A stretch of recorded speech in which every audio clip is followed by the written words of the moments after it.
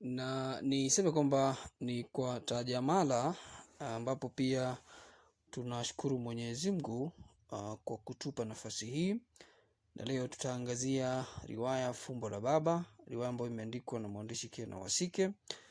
Lakini pia tufahamu kwamba riwaya hii imeidhinishwa na Taasisi ya Ukuzaji Mitaala nchini Kenya. Ni kazi ambayo inafanywa wanafunzi wa gredi ya 10.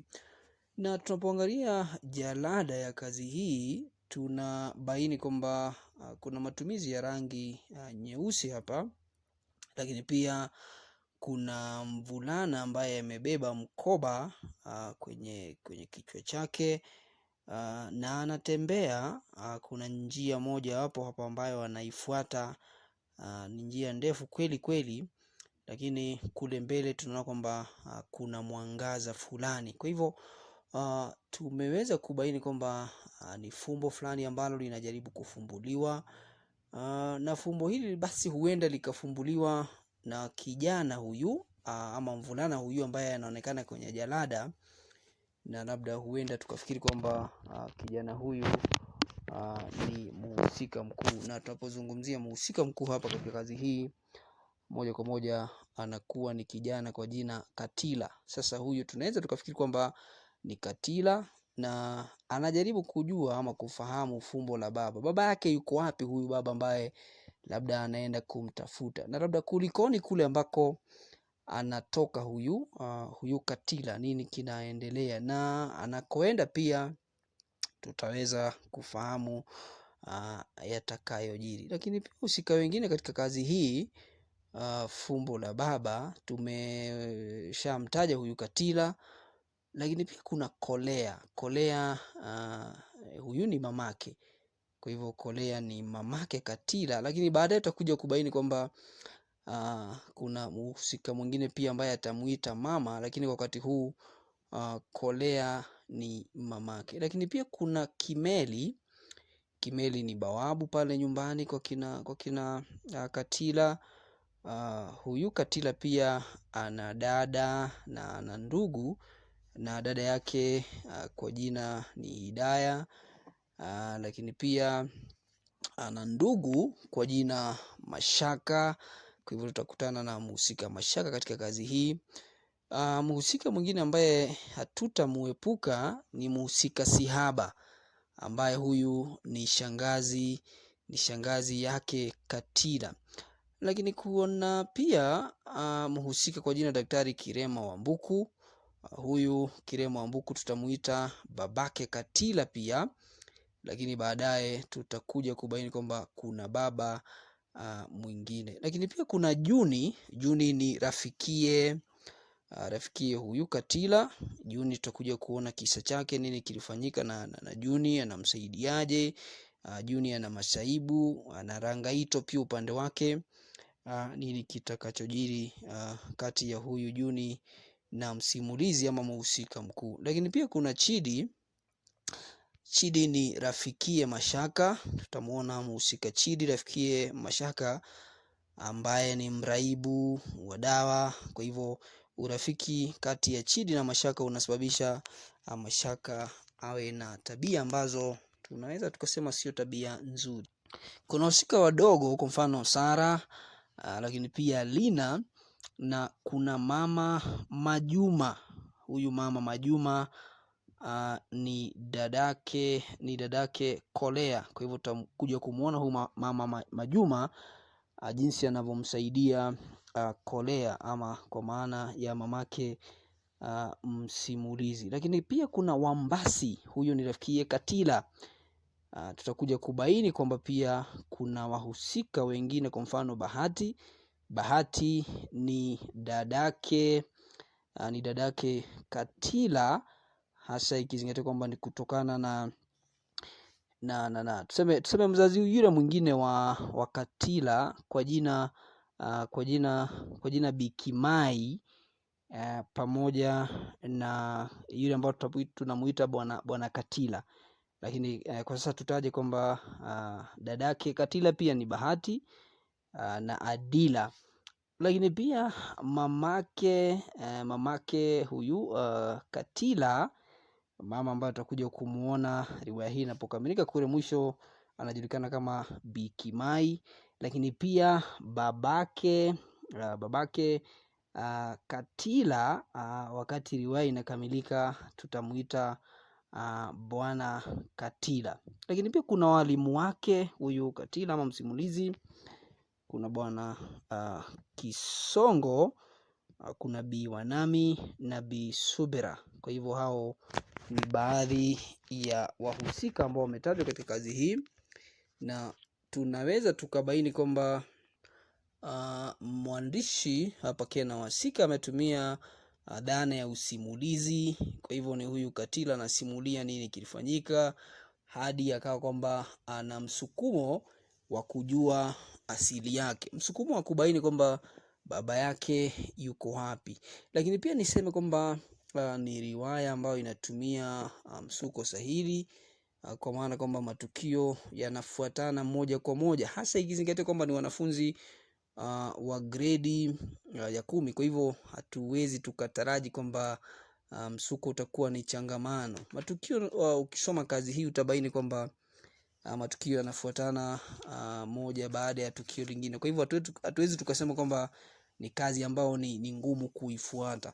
Na tunaona kwamba riwaya inaanza na tunaona kwamba shangazi Sihaba anapotembea mtaa wa milima na katika kijiji cha Machewa, na tunaona kwamba Machewa ni mtaa wa Walalahai, na huyu shangazi Sihaba tunasema alikuwa ametembea haya maeneo akarabu kuwajulia hali, kwa maana kumjulia hali Kolea ambaye ni dadake, lakini pia kuwajulia hali wanawe kwa maana ya Katila, Mashaka pamoja na huyu Hidaya. Kwa hivyo ni mambo ambayo yanazungumzwa hapo, lakini msimulizi anatuambia kwamba alikuwa ni kifungua mimba, hivyo akawa kwamba ana dada Hidaya, lakini pia ana kaka Mashaka.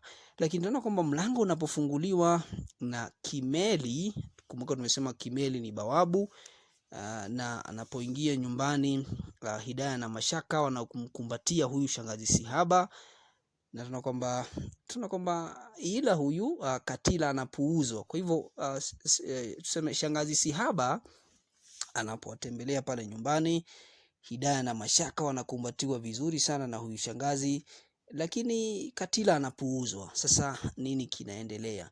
Kwa hivyo tayari tumeshaona kwamba kuna mgogoro ambao tayari umetengenezwa, kwa sababu Mashaka na Hidaya wanaweza wakakumbatiwa, lakini kulikoni katika upande wa Katila. Kwa hivyo kuna mgogoro tayari umeanza hapo, na anasema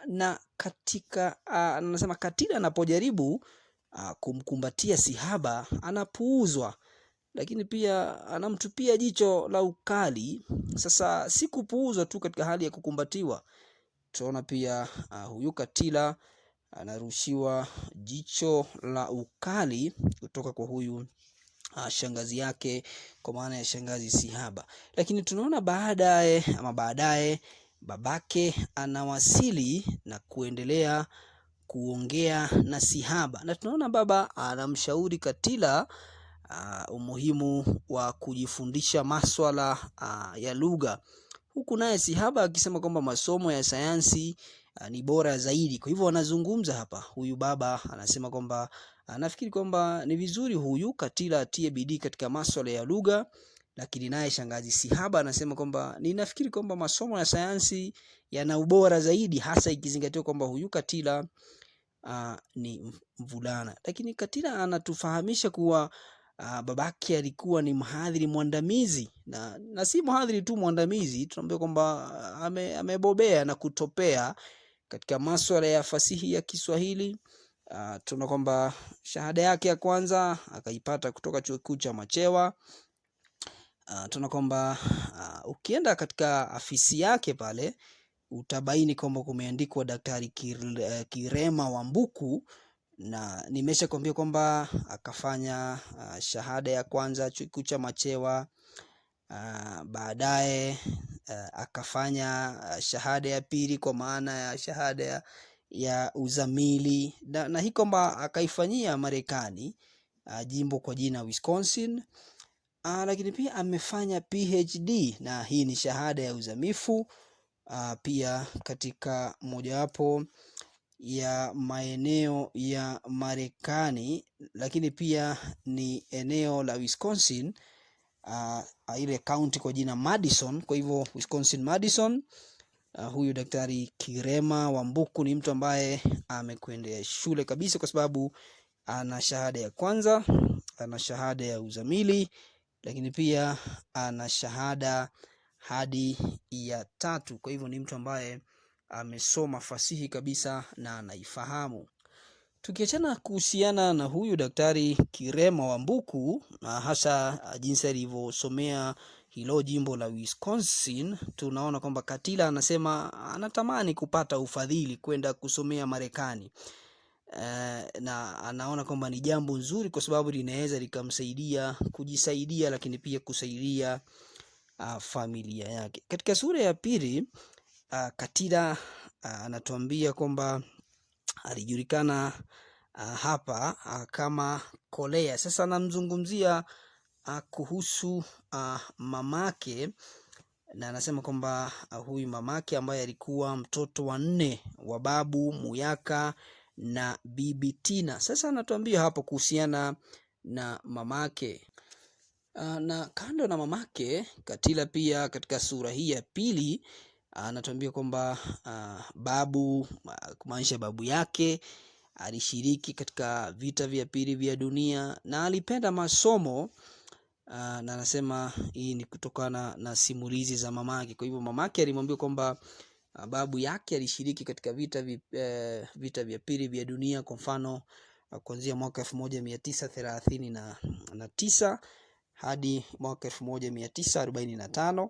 Sasa tunaambiwa kwamba babu yake alishiriki katika vita hivyo vya dunia, lakini anaendelea kusema kwamba mamake alikuwa mkurugenzi wa shirika la TIFA, na hili shirika la TIFA liliwasaidia wanawake waliodhulumiwa kimapenzi, huku akiwa na shughuli nyingi sana afisini. Tunaona kwamba mamake alikuwa ni mkurugenzi wa shirika la TIFA, na shirika hili la TIFA tumesema kwamba lilikuwa linasaidia wanawake ambao wanapitia manyanyaso, wanawake ambao wanapitia adhabu, na wanawake ambao wanadhulumiwa kimapenzi. Sasa tunaona kwamba huyu mamake kwa jina Kolea alikuwa ni mkurugenzi wa shirika hilo. Lakini katika ukurasa wa 12 kuna utengano, kwani Mashaka na Hidaya wanasoma shule ya Mlimani, ukiwalinganisha na huyu Katila. Sasa shule hii ambayo Mashaka na Hidaya wanasomea inaitwa Mlimani Comprehensive and Senior School, na wao hubebwa na basi. Anasema huku yeye akisomea shule ya hadhi ya chini na ambayo anatembea kipindi kirefu, na tunaona kwamba kwa hivyo kuna utengano kati ya shule ambayo Mashaka na Hidaya wanasomea ikilinganishwa na ile ambayo Katila anasomea. Katika ukurasa wa 13 anasema kwamba huyu Katila, kutokana na simulizi zake, kwamba amewahi kutembea hadi nyayo zikaanza kumuuma, na anasema pia anapofika nyumbani yeye hupika. Kwa hivyo si kutembea tu kwenda shuleni ambapo anatembea umbali.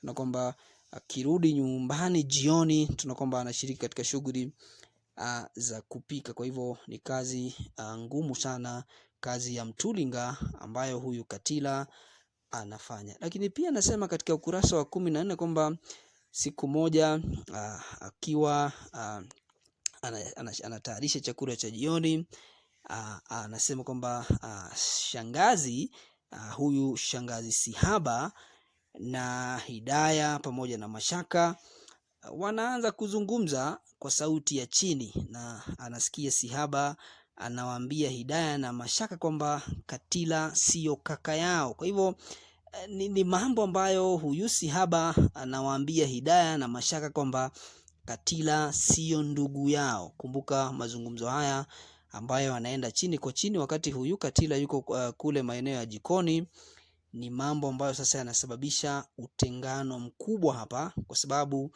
baada ya hawa Hidaya na huyu Mashaka kuambiwa kwamba huyu Katila si ndugu yao, basi kivangaito kinaanzia hapo. Na tunaona kwamba shangazi anaendelea kusema kwamba iwapo basi hawatamwamini, basi siri hii itajulikana siku moja. Sasa iwapo nyinyi, kwa maana ya Hidaya na Mashaka, iwapo hamtakubali mimi ninavyowaambia, kwa maana ya mimi shangazi Sihaba, iwapo hamtaniamini, basi siri hii itakuja kujulikana siku moja. Kwa hivyo ni huyu Sihaba ambaye kwamba tunaona kwamba amewasha jiko, amewasha moto, amewasha mwenge ambao sijui kama ataweza kuuzima. Na tunaona kwamba anaendelea kusema kwamba Katila amekuja kung'ang'ania uhuru wao na kuwapokonya urithi wao. Sasa ni huyu ni maelezo ya Sihaba, huku akiwaambia huyu Mashaka na Hidaya kwamba huyu Katila sio ndugu yao. Na anasema haya yote Katila anayasikia, huku akitamani hata kuondoka usiku huo ili angalau ajue usuli wake. Sasa anashangaa kwamba ameshaambiwa yeye sio wa huko. Sasa anasema nitafanyaje hata ingi dunia ipasuke mimi niondoke hapa? Tayari ameshasema mimi si wa hapo. Kwa hivyo ni jambo ambalo huyu shangazi Sihaba anawaambia Hidaya na Mashaka, lakini Hidaya anaonekana kutoamini. Sasa Hidaya ni kama hamwamini sana huyu shangazi Sihaba, huku shangazi akisisitiza kwamba yeye amekuja tu kuwapa habari. Kwa mfano katika ukurasa wa 16 anasema mimi nimeshawapa habari, jinsi mtakavyoitumia ni juu yenu. Sasa huyu shangazi Sihaba anawaambia mimi nimeshawapa habari, jinsi mtakavyoitumia ni juu yenu. Tayari habari mumeipata, na tunaweza tukasema huu ndio upeo wa riwaya hii, kwa sababu sasa huyu Katila anashangaa inakuwaje shangazi Sihaba ameshamwambia ndugu yangu kwa maana ya Mashaka, ameshamwambia dada yangu kwa maana ya Hidaya kwamba mimi si ndugu yao, nitafanyaje basi? Kwa hivyo inakuwa ni jambo ambalo tutakuwa tukilijadili kwa kipindi kirefu, kwa sababu huyu Katila atakuwa na shauku, atakuwa na mashaka mengi ya kukaa huku kwa nyumbani, kwa sababu itabidi atafute asili yake. Na tunaona kwamba Hidaya anamwambia Katila kwamba Sihaba anamchukia na kwamba Mashaka ameyachukulia maneno ya shangazi kwa uzito mwingi. Sasa ni Hidaya anamwambia Katila kwamba huyu shangazi anakuchukia sana, lakini pia inaonekana kwamba Mashaka ambaye ni ndugu yake Katila ameshachukulia maneno haya kwa uzito mwingi sana. Lakini baadaye tunaona usiku huo Katila anawaza na kuwazua, na ni kuhusu jinsi ya kutegua kitendawili cha asili yake, ila anajitia nguvu kwa kutazama filamu ya Kimexico, lakini pia tunaona kwamba anasikiliza nyimbo za blues. Kwa hivyo tayari kichwa kimevurugika, hajui atafanyaje usiku huo. Anajaribu kutafuta usingizi, inakuwa ni kama kutafuta paka mweusi kwenye giza. Sasa hajui atafanyaje, lakini tunaona kwamba anaangalia filamu za Kimexico, lakini pia kusikiliza nyimbo za the blues, angalau aweze kupata usingizi. Katika ukurasa tuseme kwamba katika sura ya 3 Katila anaendelea na msongo wa mawazo, hasa anapoenda shuleni, na tunaona kwamba akiwa shuleni pia msongo wa mawazo unambana. Anashangaa itakuwaje, asili yangu ni ipi? Nimesikia huyu shangazi Sihaba akimwambia Katila, akimwambia Sihaba, akimwambia Hidaya, lakini pia akimwambia Mashaka kwamba mimi si ndugu yao. Kwa hivyo unakuwa ni mvurugiko katika mawazo yake. Anashangaa atafanyaje. Naona kwamba anashangaa atamuuliza nani kuhusu asili yake. Anajiuliza nitaonekana vipi? Kwa hivyo iwapo nitajaribu kumuuliza mamangu asili yangu, nitamuuliza nani asili yangu? Lakini katika hali ya kumuuliza asili yangu mimi, nitaonekanaje? Sasa Katila anashangaa. Na tunaona kwamba baadaye anapotoka shuleni anakuwa na mambo mengi sana ambayo yanamsumbua, lakini anaamua kwamba liwe liwalo, nitafanyaje, kwa sababu lazima nijue asili yangu, jambo ambalo linamsumbua sana. Kwa hivyo linakuwa ni jambo la kumsumbua, lakini tuna kwamba anapata nguvu na kujiambia kwamba atamuuliza mamake asili yake. Katika ukurasa wa 25 tuna kwamba anapomuuliza mamake, mama anamzaba kofi linalomwangusha hadi sakafuni kwa kile mama anakiona kama tuseme kwa kile mama anakiona kwamba ni swali la kishenzi. Sasa anamzaba kofi. Kwa hivyo Katila anapouliza mamake asili yake, mamake anamzaba kofi na kwamba hadi anaanguka sakafuni. Na Kimeli mamake anakerwa na swali hilo, huku akifululiza chumbani cha kulala na kubamiza mlango kwa nguvu, huku akiendelea kulia. Tutaangazia kwamba tuone ni nini hiki ambacho kinasababisha huyu mamake anapoulizwa swali kuhusu babake Katila, ni nini kinasababisha mgonge kofi.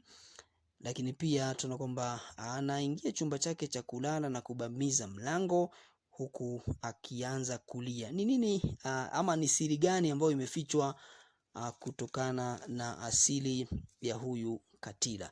Tuna kwamba Katila anajiona kama aliyekasirisha mama, na tuseme anamkasirisha mama kwa kuuliza swali hilo, huku kisa hiki kinamkumbusha kisa cha rafikia Wambasi. Sasa kisa hiki cha yeye kuzabwa kofi na mamake kulia ni kisa ambacho kinamkumbusha kuhusu kisa cha rafikie Wambasi. Na ni nini basi kitakachojiri kutokana na mawazo haya ama kutokana na shughuli hii, ambapo huyu Katila anazabwa kofi. Lakini Katila anaendelea kusema usiku huo hakupata usingizi. Kweli hakuweza kupata usingizi usiku huo. Naona kwamba huku akifikiri kuhusu usuli wake, anasema alijigeuza tu kitandani hadi majogoo yalipoanza kuwika. Kwa hivyo ni jambo ambalo linampa mshawasha, jambo ambalo linampa msukumo, na kwa kweli Katila hawezi hata kupata usingizi. Na katika sura ya 4 tunaona kwamba sura ya 4 inaanza huku Katila akiwa na mawazo ambayo anasema kwamba yamesokotana vibaya, na ni kwamba hapa yuko darasani. Huku ni takribani wiki 2 zimepita baada ya kuzabwa kofi na mamake. Sasa tunaona kwamba mawazo yamesokotana vibaya na anashangaa atafanyaje, lakini anashindwa hata kwenda uwanjani, anashindwa hata kusoma, huku akiwaza kuhusu usuli wake. Sasa ameshindwa kusoma, ameshindwa kucheza, sasa anashangaa itakuwaje. Lakini anataja rafikie kwa jina Wambasi ambaye anamsaidia na anamuuliza, kulikoni ndugu yangu, kipi kikubwa, nini kinaendelea, naomba uzungumze nami, labda huenda tukasaidiana. Na tunaona kwamba katika ukurasa wa 34 tunaona hata anashindwa hata kushiriki katika mchakato wa darasa, hasa kwa mfano Bwana Kisongo anapokuja kufundisha na Bi Wanami wanapoingia. Tunaona kwamba hadi anashindwa kabisa kushiriki katika mchakato wa darasa kwa sababu anataka kujua usuri wake. Amemuuliza mamake kuhusu hatima ya babake. Tunaona kwamba anazabwa kofi. Kwa hivyo ameshindwa kusoma, ameshindwa kucheza, ameshindwa pia kushiriki katika mchakato wa darasa. Inakuwa ni tatizo. Lakini anaendelea kusema kwamba rafiki Wambasi ndiye alionekana kuguswa na hali yake. Na tunaona kwamba Wambasi tunaona anachukua shashi na kumpanguza usoni, na anasema kwamba alihisi utulivu moyoni. Sasa inaonekana kwamba huyu rafiki Wambasi ndiye anayemuelewa. Lakini jioni anapofika nyumbani, msimulizi ama Katila anasema kwamba mamake alikuwa hali tete, na ni kutokana na maelezo ya Hidaya. Na Hidaya basi alimueleza vipi huyu Katila. na ni kwamba Hidaya anamwambia Katila kwamba babake na mama walikuwa wanagombana, na ni nini pia kinasababisha huyu baba na mama wagombane, kwa maana ya Kolea na huyu Daktari Kirema Wambuku. Sasa wanagombana kulingana na maelezo ya Hidaya, na Hidaya anasema baba alimzaba mama makonde na mateke, hivyo mama akawa amevimba shavu moja. Kwa hivyo huyu baba anampiga mama, anamzaba makofi, anamzaba mateke na kumuumiza kichwa. Ni jambo ambalo Hidaya anamwambia ndugu yake Katila, lakini Hidaya anamwambia Katila kwamba baba na mama walikuwa wanazungumzia issue yake. Sasa hapa anatumia Kiingereza kidogo, anachanganya ndimi kidogo. Sasa Hidaya anamwambia Katila mama na baba walikuwa wanazungumzia issue yako, na tunaona kwamba katika jambo hilo anashangaa sana, na anasema ninataka kugeuka bonge la barafu.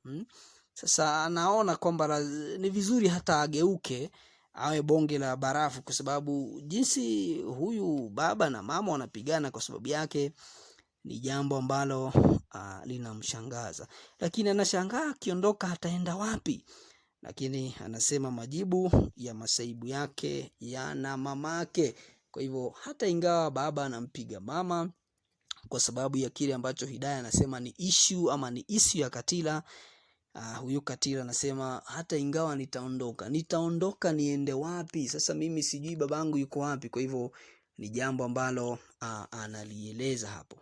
Kwa hivyo tunaweza tukasema kwamba kuna maudhui ya mzozo hapo, mgogoro ambao unaendelea. Na msimulizi katika sura ya 5 anaelezea tabia ya nduguye. Kumbuka huyu nduguye tusema anajulikana kama Mashaka, na jinsi huyu ndugu yake alivyobadilika, na hili linatokana na kwamba ana rafiki ambaye labda amemuonyesha kufanya mambo mabaya. Lakini Hidaya anamwambia Katila kwamba Mashaka ana uhusiano na Chidi ambaye ni mraibu na amewahi kupatikana na vitu visivyotakikana shuleni. Sasa kumbe huyu Chidi ambaye ni rafikie huyu Mashaka tayari ameshamuonyesha labda kulewa na kuvuta bangi, hasa ikizingatia kwamba wana usuhuba na ukuruba. Sasa hapa Mashaka ameshakuwa mtundu kabisa. Lakini Hidaya anamwambia Katila kuwa Mashaka na Chidi ni marafiki wakubwa mno, kama mtu na kivuli chake. Hasa huyu Hidaya anavyoeleza katika ukurasa wa 43, anasema kwamba huyu Chidi ni rafiki ama ni rafikie Mashaka, na huenda kwamba anayofanya huyu Mashaka basi ameyatoa kwa rafikie kwa jina Chidi.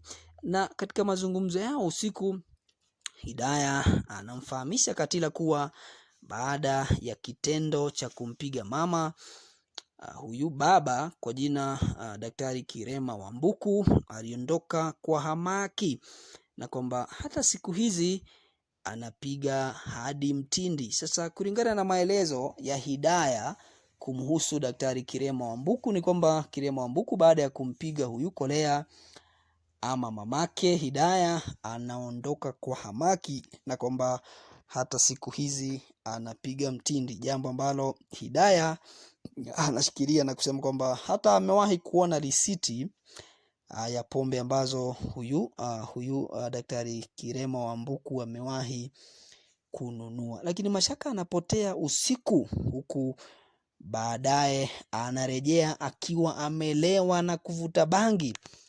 Hili Katila hakuliamini, tunaona kwamba anashangaa ilikuwaje, mvulana ambaye alikuwa mzuri tayari ameshakuwa mraibu.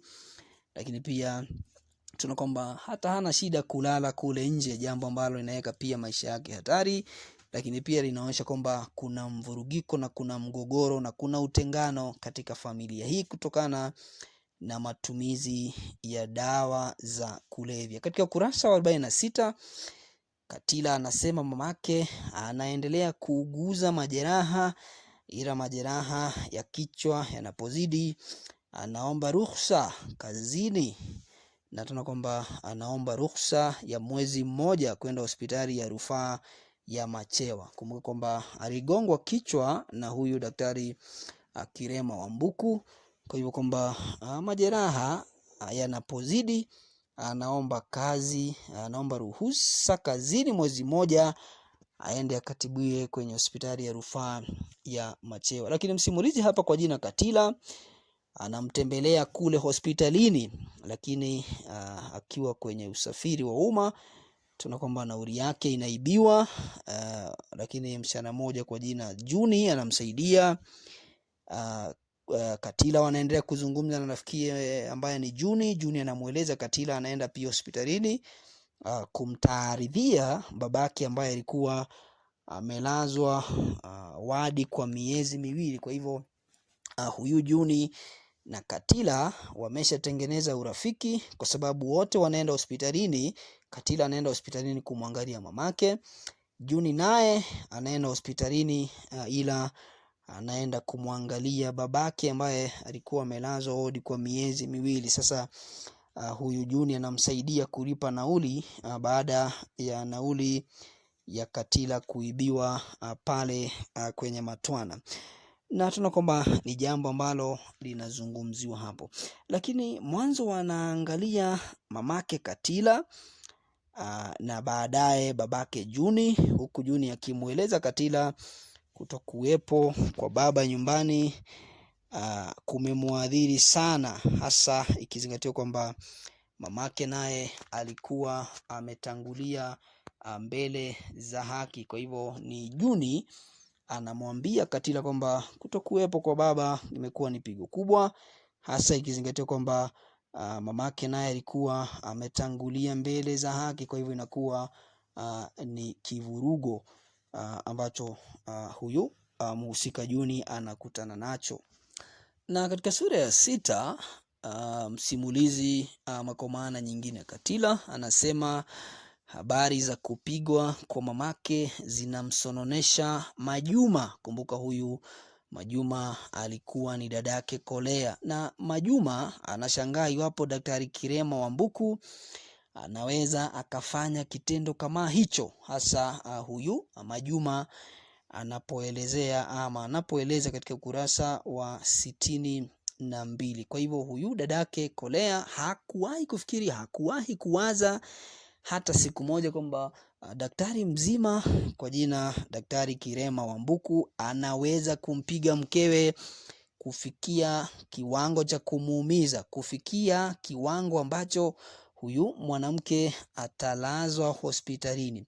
Na katika ukurasa wa 63 Katila anasema Hidaya anamsihi waende wakamuone mama hospitalini, na ni jambo ambalo Katila anahakikisha kwamba linafanyika. Na wanapofika hospitalini, mama tunaona kwamba anafurahi, huku akizungumza kuhusu Mashaka ambaye kageuka na kuwa mvulana mtundu sana. Kwa hivyo ni bayana kwamba Katila anamtembelea mamake, ni bayana kwamba Hidaya anamtembelea mamake, lakini Mashaka hakupata nafasi ama hakupata wakati wa kumtembelea mamake. Na tunaona kwamba Katila na Hidaya anapoenda kule hospitalini kumtembelea mama yao, kwa kweli wanazungumzia kuhusu tabia ya huyu ndugu ama huyu mwana kwa jina Mashaka. Na tunaona kwamba baadaye mama anarejea nyumbani huku kukiwa na tetesi kwamba huyu Daktari Kirema Wambuku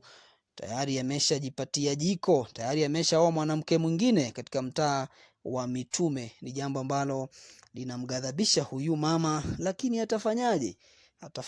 Huyu Daktari Kirema Wambuku tayari ameshapata mwanamke mwingine na anaishi maeneo ya mtaa wa Mitume, jambo ambalo analielezea. Lakini msimulizi anasema familia ya mamake walimwambia ama walimwambaa na kumdhihaki na kumdharau alipopata himila akiwa kidato cha pili.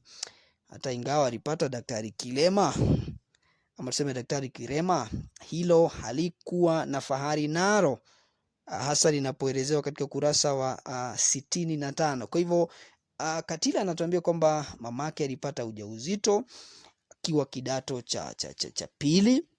Ndio tunaona kwamba familia ya huyu mamake Katila walimuambaa na kumdhihaki, kumuonyesha madharau na kumuona kwamba ni mtu ambaye hastahili katika jamii, na tunaambia kwamba akawa anapata ujauzito akiwa kidato cha pili.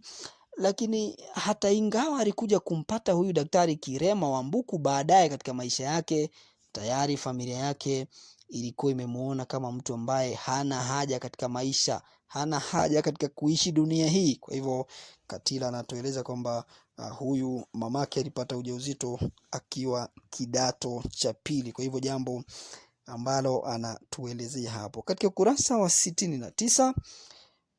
Kolea pia, kumbuka huu ndio msimulizi wetu, anasema na ninanukuu, sikujua kuwa siku moja mume wangu atabadilika na kuniambaa kama mkoma. Anaendelea kusema pia, hatukutaraji kwamba Daktari Kirema angemuoa mwanamke mwingine. Kwa hivyo Kolea ambaye ni mamake Katila anashangaa kitendo alichokifanya Daktari Kirema Wambuku, jambo ambalo hawakutaraji katika jamii. Hamna yote ambaye alitaraji jambo hilo linaweza likafanyika. Na tunaona kwamba Mama Majuma ambaye ni dadake Kolea anakuwa rafiki wa dhati nyumbani kwa Kolea, huku akifanya kazi zote. Lakini tunaona kwamba alikuwa anatayarisha wana ama watoto wa Kolea kuhakikisha kwamba wanaenda shuleni wakati unaofaa. Kwa hivyo tunaona kwamba huyu rafiki ama tuseme huyu Mama Juma amekuja kumsaidia dadake kipindi kile ambacho alikuwa katika hali ngumu, na tunaona kwamba ni rafiki wa dhati. Lakini kando na kupika, kando na kutayarisha walipokuwa wakienda shuleni, tunaona kwamba Mama Majuma pia alitumia wakati wake kuzungumza na Mashaka, kuzungumza na Hidaya, kuzungumza na Katila, akawa kwamba anawaelekeza, na tunaona kwamba jambo hilo liliwasaidia kutuliza nyoyo zao, jambo ambalo ni dhahiri shahiri. Lakini Katila anatufahamisha kwamba kama kipindi Mama Juma alipokuwa akiwashughulikia, hamu ya kutaka kujua kuhusu asili yake inapitiliza. Sasa ni katika ukurasa wa 73. Huyu Katila anaeleza katika hali ya huyu Mama Majuma kutaka ama kuwasaidia pale nyumbani. Tunaona kwamba hamu ya Katila kujua usuli wake basi inapitiliza. Atafanyaje? Labda hebu tuone kama ataenda kumuuliza huyu Mama Majuma kuhusu asili yake. Na anapomuuliza Mama Majuma, anamfahamisha kwamba babake ni mwalimu wa shule kuu eneo la Kemeloi. Na tunaona kwamba huyu Mama Majuma anamwambia kwamba huyu Katila kwamba babako ni mwalimu wa shule kuu eneo la Kemeloi, jambo ambalo linamshangaza sana huyu Katila. Lakini Katila anasema kwamba nashangaa kumbe nina baba, jambo ambalo linashangaza. Na anasema basi babako ni mwalimu wa shule kuu katika eneo la Kemeloi katika kijiji cha Tafina. Alitua ili kuruhusu maneno yake kuniingia vyema akilini. Babako na mamako walipoanza usuhuba baina yao walikuwa katika kidato cha pili. Anasema samani kidato cha kwanza kulingana na maelezo ya huyu Mama Majuma. Kwa hivyo alikuwa kidato cha kwanza, lakini himila anapata akiwa kidato cha pili. Lakini huyu Mama Majuma anaendelea na kusema kwamba mimi nilikuwa katika darasa la 8, nilijua kila kitu kilichokuwa kikiendelea, na mamako alijiinamisha kwangu na kunieleza mambo yake binafsi. Huo ulikuwa mfumo wa elimu uliokuwepo kabla ya mfumo wa umilisi kuasisiwa. Na anasema kwamba walipendana sana, na katika safari yao ya huba ikatambulikana kuwa mamako alikuwa amepachikwa ujauzito. Habari za dadangu kuwa mjamzito zilituporomoshea bingu. Kaka zetu wakubwa walituadhibu sote, mimi na mamako. Kwa hivyo ni sihaba samahani, huyu ni Mama Majuma anamwambia Katila, na anasema mamako alipigwa hadi akazimia kwa sababu alileta aibu nyumbani, na kaka zetu wakubwa walikuwa vioni, wengine walikuwa wamepata ajira. Babu yako hakupenda mchezo. Amini usiamini, mimi na mamako tulifukuzwa tukaenda kuishi Kongoli kwa bibi. Sasa ni huyu Mama Majuma anamwambia Katila, lakini maelezo ya Mama Majuma alinishtua mno, yakanifanya nikawa kama sanamu, nilianza kujifahamu hasa. Sasa ni huyu Katila anasema katika kurasa wa 74, lakini anasema mamako alidumisha mawasiliano na babako alipokuwa mjamzito. Na tunaona kwamba huyu Mama Majuma anaendelea, yeye alikuwa shuleni akiendelea na elimu yake katika shule ya upili. Ilimbidi mamako asitishe elimu yake kwa sababu ya kuwa mjamzito, na nyakati hizo msichana alipotambulika kwamba alikuwa mjamzito, elimu yake ilikatika hapo. Tuliishi kwa bibi kule Kongoli hadi mamako alipokuleta ulimwenguni.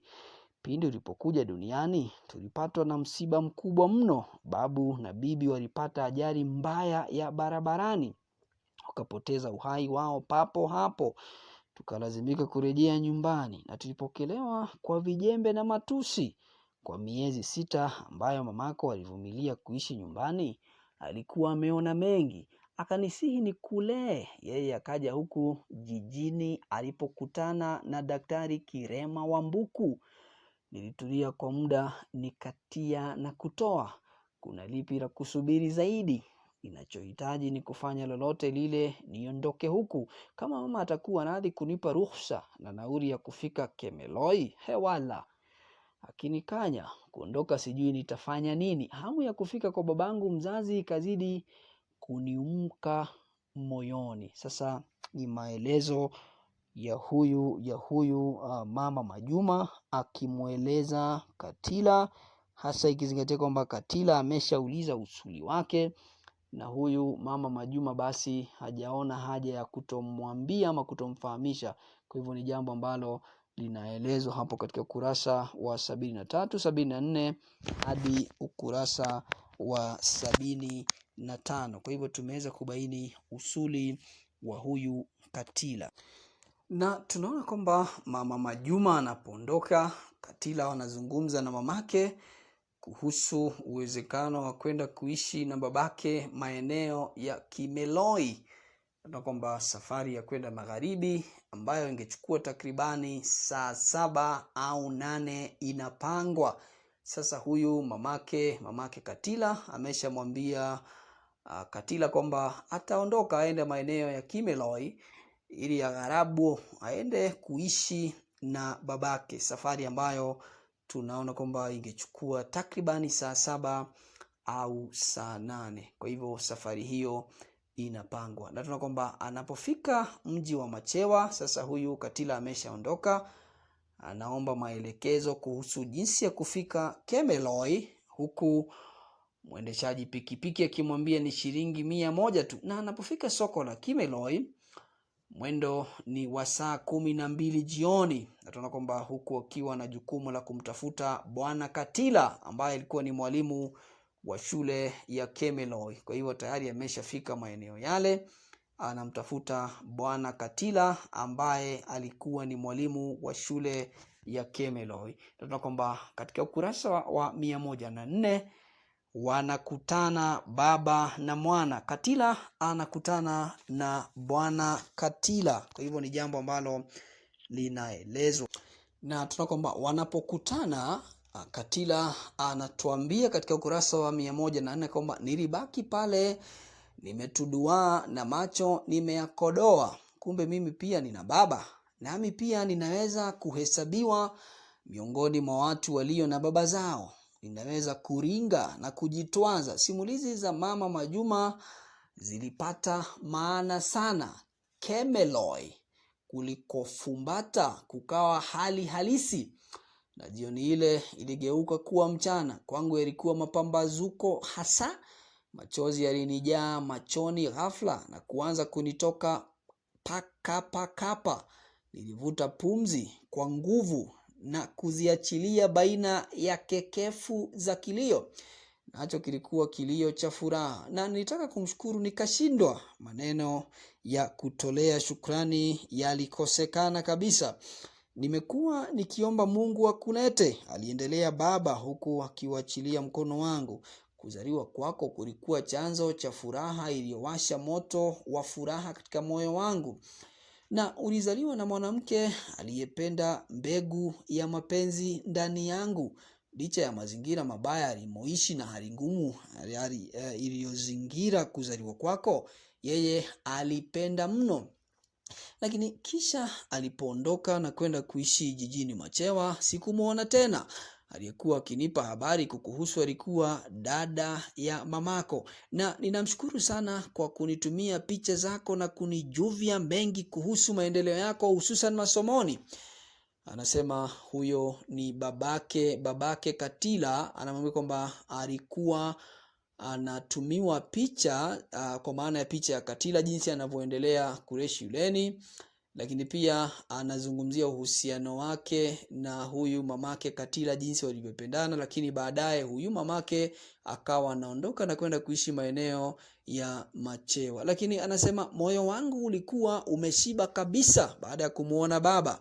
Nilikuwa nimefurahi ukomo wa kufurahi. Kisha akautoa mkoba wangu na kuniongoza hadi katika nyumba zilizokuwa nje ya kiambo cha shule, walikotokea wanawake waliokuja kununua maji kutoka kwa mlewa. Sasa tayari wanaongozana moja kwa moja kwenda maeneo anakoishi babake ili kubaini ni nini kitakachoendelea. Lakini katika kiambo kilichotengewa nyumba za walimu wa shule ya Kemeloi, kiambo chenye nyumba zilizoezekwa. Kwa hivyo anajaribu kutuambia labda hizi nyumba zilikuwa zimeezekwa mapaa ya vigae na kuta zilizopoteza rangi yake ya awali.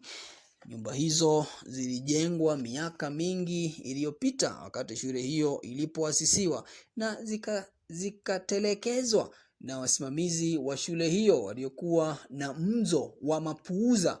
Nyumba hizo zilijengewa walimu ili wapate nafasi nzuri ya kuwahudumia wanafunzi ipasavyo. Na walimu walioishi katika nyumba hizo walikuwa na nafuu kuwa vile hawakulipa pango. Changamoto kuu iliwakumba wakazi wa nyumba hizo ni ukosefu wa maji, na kisima kilikuwa mbali sana, ikawabidi wamtegemee mlewa ili wapate maji. Sasa ni huyu Katila anatuambia kulikuwa na matatizo ya maji, lakini pia hali ya nyumba ambazo tuseme babake ama walimu walikuwa wanaishi katika maeneo ya Kemeloi zilikuwa hali duni. Na anasema baada ya kupita nyumba kadhaa ambazo wenyewe walikuwa ndani ama wakitazama vipindi walivyovienzi kwenye runinga zao au wakila chajio, tulifika katika nyumba alimoishi baba. Tulipoingia nilikumbana na yule mwanamke aliyenikitia macho kwa makini baada ya kujitwalia maji kutoka kwa mlewa. Safari hii alinitazama kwa ukali, nilishindwa kumkabili, nikatazama chini. Baba aliutua mkoba pembeni mwa sebule iliyokuwa na makochi yaliyozeeka na meza moja ndogo iliyoregea regerege. Na mwanamke yule aliponikagua na kunihitimisha ukaguzi wake, alienda jikoni kuandaa chajio. Hakunisalimu wala kumkaribisha baba.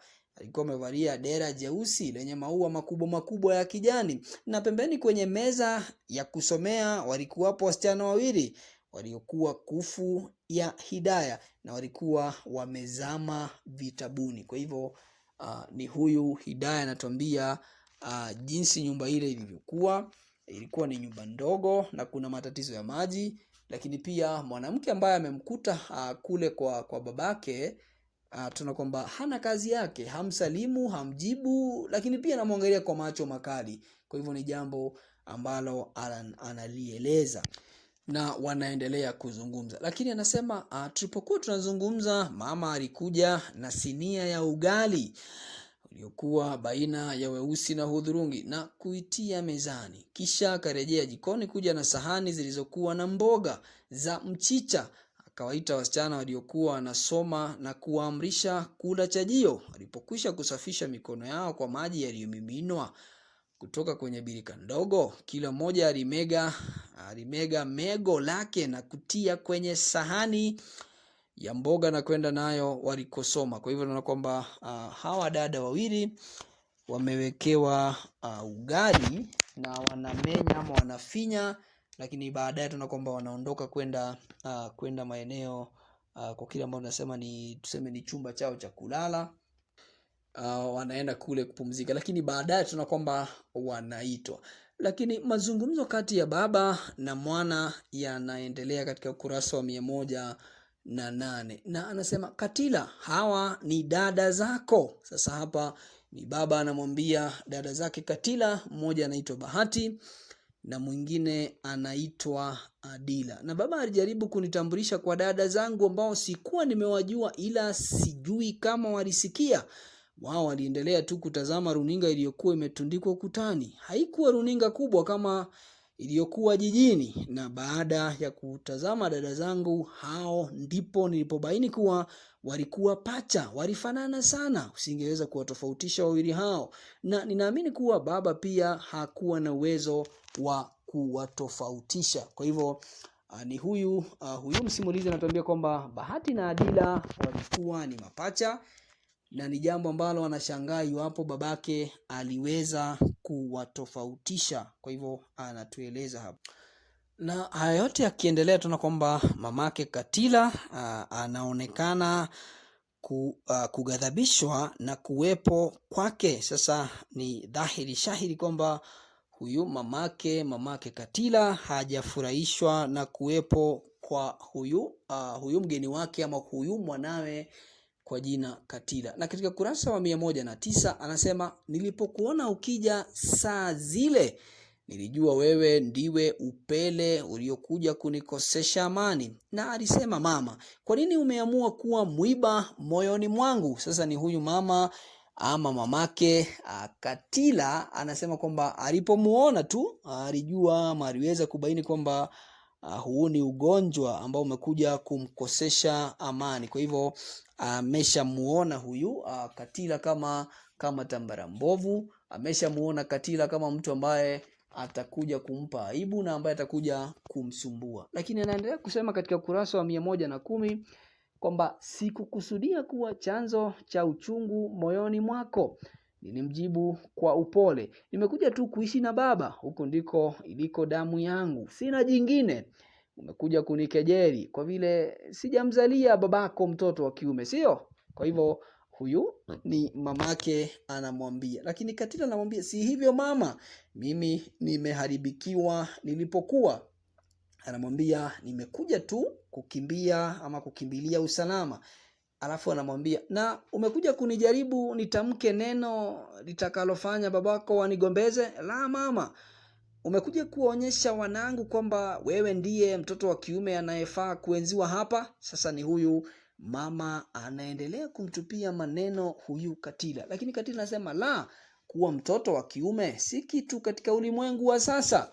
Watoto wa jinsia zote wamepewa nafasi sawa za kujiendeleza na kufanikisha ndoto zao. Nani anakuambia kuwa nilikuwa na haja ya kauli hiyo? Unafikiri sijui? Sio? Kwa hivyo ni mazungumzo hapa ambayo yanaendelea kati ya huyu mama ama mamake Katila na Katila. Lakini nimekutia kwenye darubini. Nikiona umeanza ujuaji, utaelewa kwa nini kuku huchakura katika rundo la uchafu.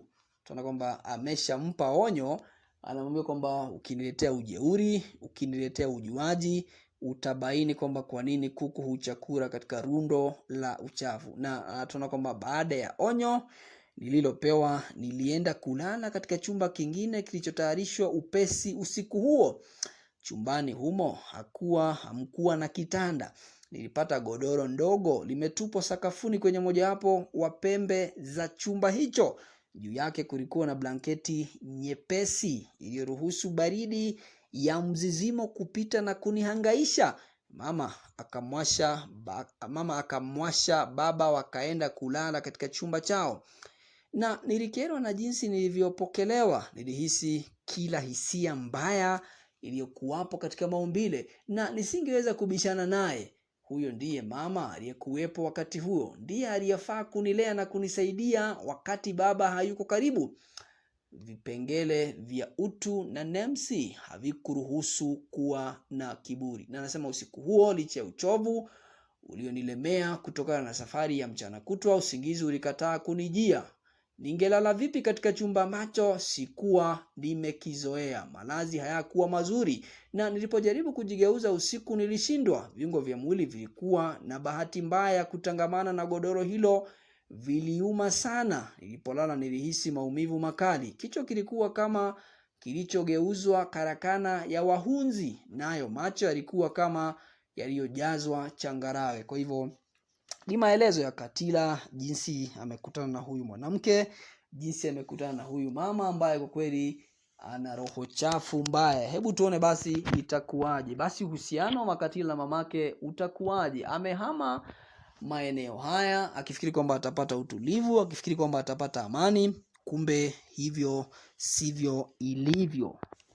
Na tunaona kwamba huyu Katila tayari ameshazoea maeneo ya Kemeloi, na tunaona kwamba anajiunga na shule ya Kemeloi, na ni shule iliyokuwa inafanya vizuri katika michezo, ila katika kitengo cha public speaking tunaona kwamba walikuwa ovyo, huku wakifanya mazoezi ya kusikiliza hotuba. Tunaona kwamba tayari ameshagundua shule ya Kemeloi ni wazuri katika michezo, lakini katika eneo la public speaking wao ni ovyo kabisa. Kwa hivyo wanaanza kufanya mazoezi katika eneo hilo. Na tunaona kwamba anasikiliza mazungumzo ya PLO Lumumba, lakini pia mazungumzo ya aliyekuwa rais wa Marekani Barack Hussein Obama, lakini pia anasikiliza mazungumzo ya aliyekuwa rais wa muungano wa Tanzania kwa maana ya Julius Kambarage Nyerere, ili kuweza kuwa na umilisi, kuzungumza kwa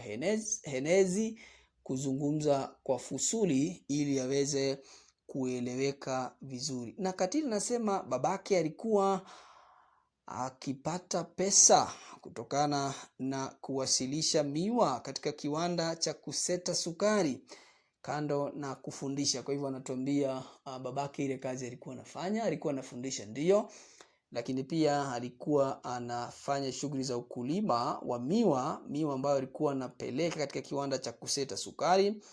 Na anaendelea kusema kwamba alitamani kuondoka huko kabisa, kwani Bikimai, kumbuka huu ni mamake, alikuwa amebadilisha ama alikuwa amembadilisha kuwa kikaragosi, ama amembadilisha pia kuwa kijakazi, yule mfanyikazi wa ndani ama mfanyikazi wa nyumba. Kwa hivyo huyu Katila anasema ninaweza nikaondoka maeneo haya ya Kemeloi kwa sababu huyu, kwa kile ambacho ninaita ni mamangu, amesha nibadilisha na nimekuwa kijakazi. Kwa hivyo na ni shule ambayo tambua inafanya vizuri katika michezo, lakini katika kitengo cha public speaking hapo kuna matatizo. Na tunaona kwamba mashindano ya public speaking yanapofika, kwa sababu amekuwa akisikiliza mazungumzo ya PLO, mazungumzo ya Barack Hussein Obama, mazungumzo ya Julius Kambarage Nyerere, sasa tunaona kwamba siku ya mashindano ya public speaking inafika ama imefika. Na anasema anawakilisha shule lao kuelekea shule kuu ya wasichana ya Imani, na wasilisho lake linawafurahisha watazamaji ambao wanampigia makofi. Na tuseme kwa bahati nzuri, na tuna kwamba kwa kile ambacho tunaita kwamba rafiki ama marafiki wanakutana.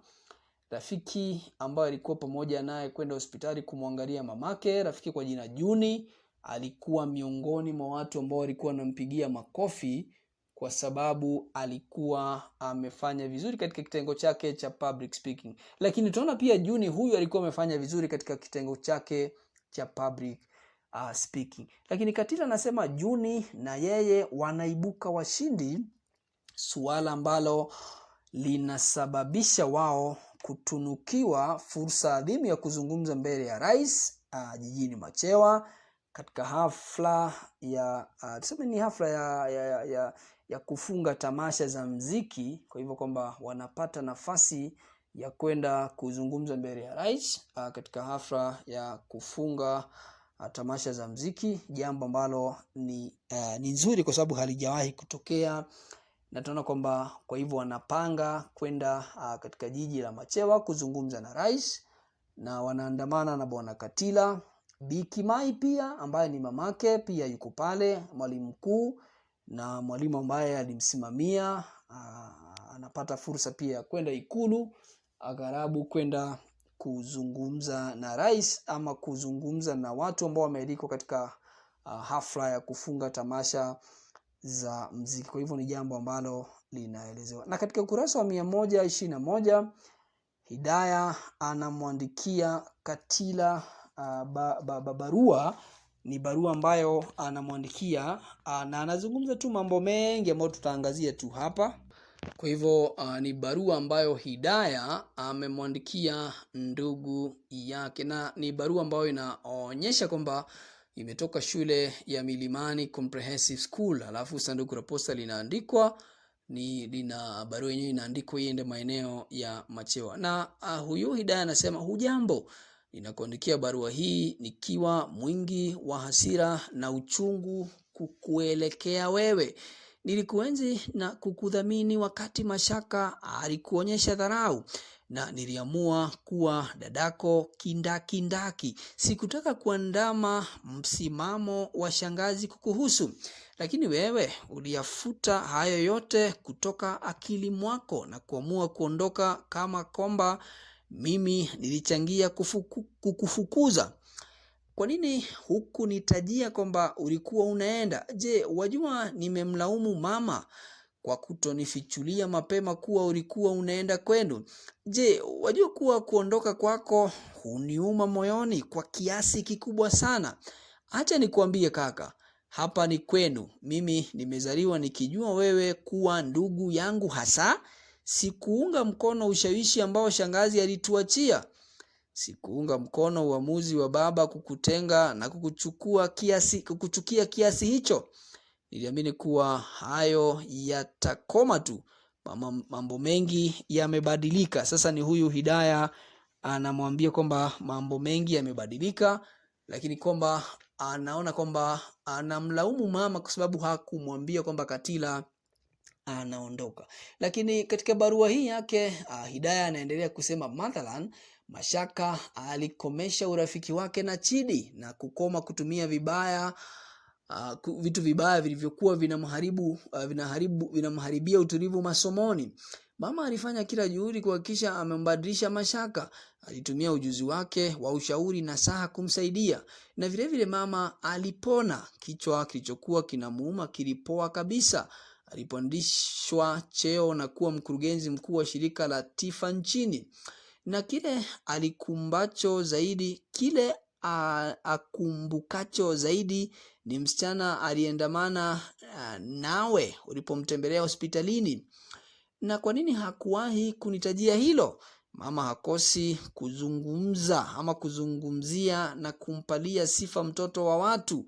Anatamani uje nyumbani ukiwa umeandamana naye. Baba alirejea nyumbani. Wahenga walisema umenatenzi na omo marejeo ni gamani. Akajutia kumpiga mama vibaya na kumsababishia msongo wa mawazo. Alimwangukia mama miguuni na kumlilia. Vile vile alishtuka sana alipogundua kuwa vitendo vyake ndivyo vilivyofanya utoroke. Na anaendelea kusema katika barua hii kwamba anatamani kukuomba msamaha na kukusihi urejee nyumbani. Na barua hii itakosa maana isipokupa mkono wa pongezi kwa ushindi wako katika mashindano ya tamasha za mziki yaliyokuwa na kilele chake Ikuluni, na ikiwa raha kukuona jukwani.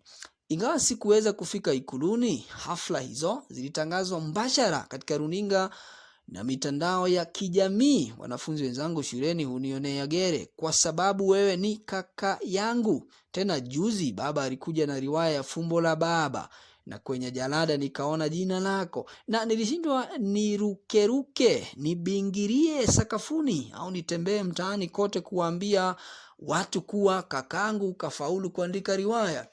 Na je, wewe mwandishi wa riwaya hiyo, ulianza kuandika lini? Baba anaipenda riwaya hiyo mno. Alisema atapendekeza itumiwe na wanafunzi katika chuo kikuu anakofundisha. Ninaomba kukomea hapo. Na ukipata nafasi niandikie barua kwa sababu waraka ni nusu ya kuonana. Lakini fahamu kwamba barua haitoshelezi haja ya kuonana.